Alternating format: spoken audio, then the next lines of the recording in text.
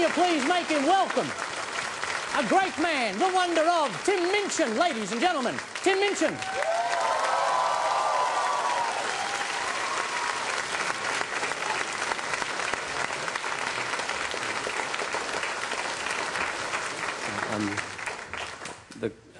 Something that people don't necessarily know I do is write poetry, and I'd like to give one a bash.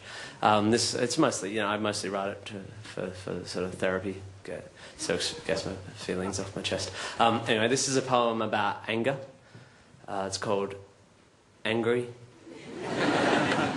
or in brackets, feet. Sometimes I get a bit angry, but you couldn't tell. No, you couldn't tell unless you looked real closely. Sometimes I get a bit angry, but it's all right. Yes, it's all right, because I keep it out of sight, inside, deep inside. I breastfed till I was 9.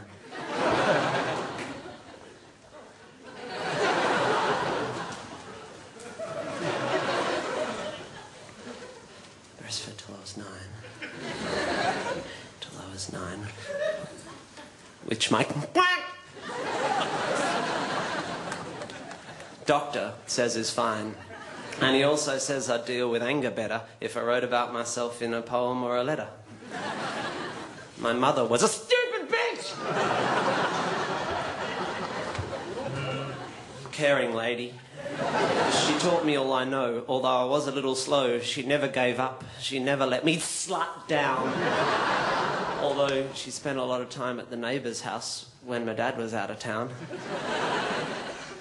I didn't walk till I was 7 or talk till I was 10, but neither did Napoleon, according to my doctor, who has certificates in frames to substantiate his dodgy fucking claims. My father left my mother for the love of a painting! Another. And I have a bastard brother who I've never really known because my dad moved up to Queensland and he doesn't have a bullshit, you fat fuck. Telephone. In primary school, I had trouble making ashtrays. Friends. An issue which has become somewhat of a trend, the origin of which I cannot pretend does not perplex me, although my fucking doctor says it's cool and that loads of fat bricks... Shut up, I'm not fat!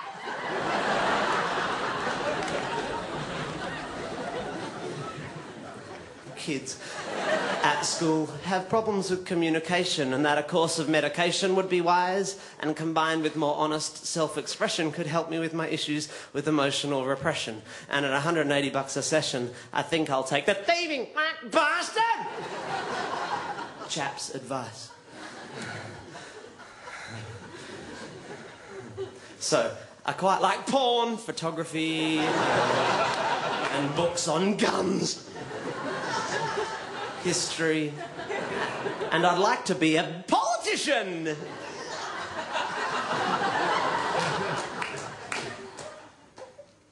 Vet. And I feel as I get older, I'm more in control of my violent tendencies, and when I die...